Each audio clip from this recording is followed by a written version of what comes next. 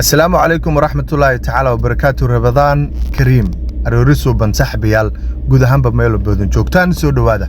وحن ربا إنان وحير إفتي منه أما أن إذا كده بجيو كالين وين أو مجلة أو قرنمو أو لفيلي إن سفارة الصومالية سود أفريقيا كل هذا أي كسب بحذوها ساعات إمك أموقته إن الجبيهام بكو فشلنتي معلمي لصود عفي سيدا إنتي نبضن بلا سعتان qarankuna ma mooge waxa dalkani koonfur Afrika soo caga dhigtay oo soo gaaray halyeeyada kubadda cagta Soomaaliya ee lagu naanayso Ocean Stars oo iyagu matalaya ama huwan calanka qarankeena Soomaaliya guul iyo guul daraba waynu la safarnahay wiilashaasi halyeeyada ah ee magaceena huwan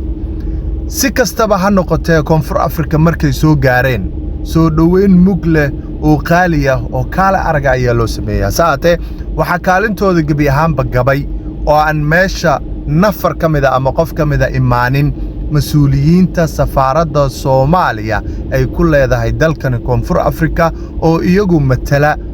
مواطنين الصوماليات دل كان يكون نول أهنا في الصومالية ذا أن كلنا هاي سود أفريقيا هذا بقى وحجري سودوين تاسكدب in afur weyn ay sameeyeen oo ay qabanqaabiyeen qaar ka mid ah jaaliyada iyo ganacsatada ugu waaweyn gobolka Qowteyn oo iyagu isku xilqaamay in aanay dhulka dhicin qarankoodii dhamaa ee Soomaaliya ee u yimid martidana u ah hase ahaatee